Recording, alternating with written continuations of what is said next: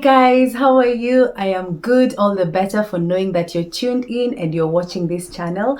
Welcome to the Annie Show Network, and today I want us to talk about the different types of visas that you can apply for to enable you to come to this country. Okay, so the first one, I want us to start with the more common ones, the ones that you're used to hearing, and then we will proceed to the ones that are not so common. Okay, sounds interesting? Join me. So the first one, I would like us to start with the student visa. Like when people come to study in the UK, like you would come to do a degree course, or maybe proceed with your PhD. Like you can decide to come and continue with your master's or your PhD, so you get a student visa. So when you get the student visa, it enables you to stay in the UK for the duration of your coursework. And once your coursework has finished, then of course you're required to go back to your country. So that is one. Or number two, you could decide to apply for another type of visa, which is called the graduate visa. So what this visa does, it allows you to stay in the country for at least 2 years after your graduation. And in these 2 years, what you do is you try to look for job opportunities in your field and just try to be you utilize the 2 years for you to find opportunities. And it is through these job opportunities that you'll be able to stay in the UK for like longer period of time, because now you'll have changed from your student visa to probably a work visa. Okay, so let us then proceed to another type of visa, which is called the work visa. So this is a popular one. I know you've heard of it. So many people have heard of it, and of course so many people would like to come to the UK on this visa because it allows you to work. So in this work visa, it has different categories, and category number one is the health and care worker visa.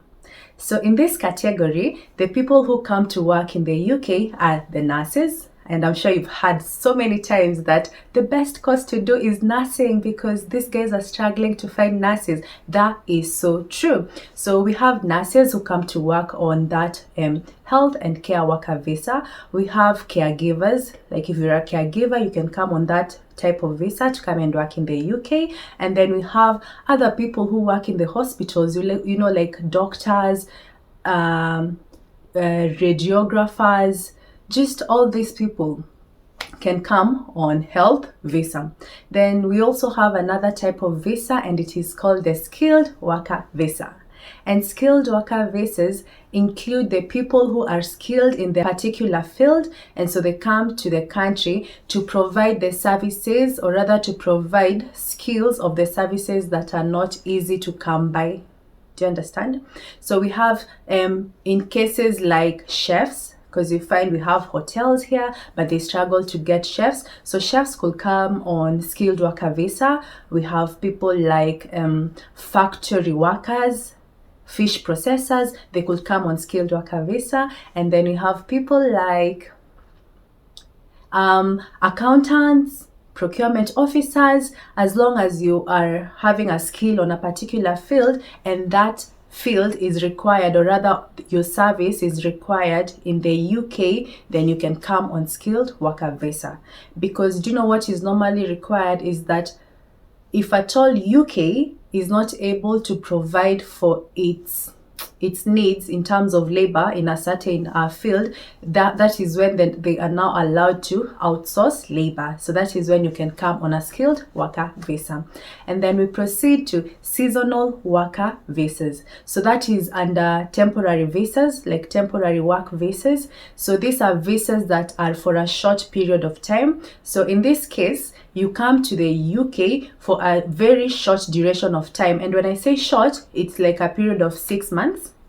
So we have work visa like the seasonal worker visa, and you find that people who come to the UK on such visas, they come to do horticulture farming, whereby they are either picking fruits, or they are picking flowers, or planting flowers, or like they're into these jobs that are very seasonal, because you can only plant crops in a certain season of the year. So those are the kind of jobs that they come to do.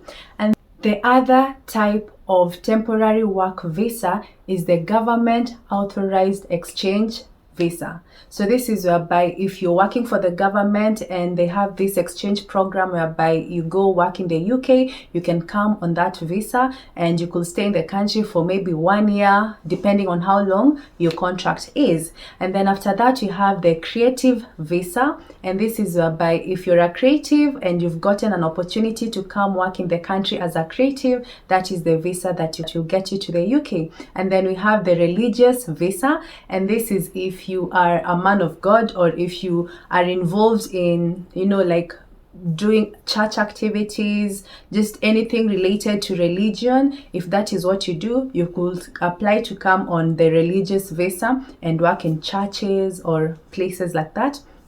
And then we also have charity visa, and this kind of visa is whereby you decide to offer your services for charities. And the interesting thing about this visa is the fact that you don't get paid.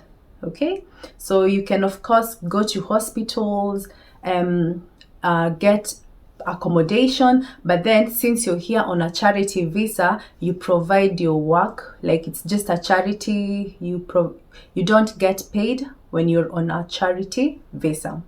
And of course you can take more jobs, like you can work another job for 20 hours, but it's the same thing, you don't get paid. But I'm sure there's something they do with the charity visa. I am sure there's a way I'm sure they go about it for you to maybe get some stipends, but then you really don't get paid according to the visa.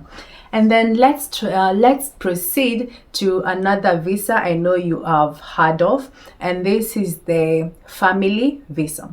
So in this visa, it is categorized into two. So the first one is spouse visa, whereby if you are married to a British citizen, you can get your citizenship through. You can apply for spouse visa for you to come live with your partner, and that allows you to stay in the country. You can stay. So when you apply for spouse visa, you get the first 2 years, 2.5 years, and then later you renew your visa for 2.5 years, and after 5 years you can apply for citizenship. Okay, so that is the spouse visa, and this is of course very preferred because once you have it and you're married, then you're legal to stay in the country and you can work any job that you want to work with you having the spouse visa. And then let's proceed to the dependent visa. So in dependent visa, this is a visa you get if one of your partners works in the UK either as a health worker or is in the UK on skilled worker visa, but of course they are not like UK citizens. So you will come on their visa, like you will come and you'll be a dependent. You will come on a dependent visa. And when you're on a dependent visa, it allows you to work anywhere that you'd like to work, as long as the status of your partner is still legal in the UK and they're still working the jobs that brought them to the UK. And then after that, let's proceed to UK Ancestral Visa. Okay, so this is whereby you need to prove that one of your grandparents was born in the UK or in the Channel Islands, and once you're able to prove that, then that allows you to apply for this kind of visa. And of course you can get to the UK, you're allowed to study, you're allowed to work, and you're allowed to just once you have this visa, you can do everything you want to do. And then finally, you can decide to apply for asylum as a refugee. So this is the case whereby you feel like you're not secure in your country. You can decide to apply for asylum as a refugee, and therefore they of course will listen to your case, check whether it is a legit case, and once they feel like it is really legit, you're not safe, maybe it is cultural differences, maybe it's because of sexism, or your country does not like gay people, or just because of fights, if at all violence. So those are the things that if you at all you're going through, you could apply for asylum. And then of course it's a process of listening to your case, ensuring that you are actually saying the truth, and then you therefore get like indefinite leave to remain. But then the downside to this one is, if at all they realize that you are lying, if at all they find out that your story is not adding up, then one, you could either be locked up for 2 years or you could be deported back home. So your story needs to be true or it better add up. Okay, so that is it. I don't know if I would like to elaborate on different types of visas. We have EU, whereby if you're a European nation, you can get the visa through being a European. There's a way they apply it, like if you're from a European country. And I don't know if you want me to elaborate any kind of visa.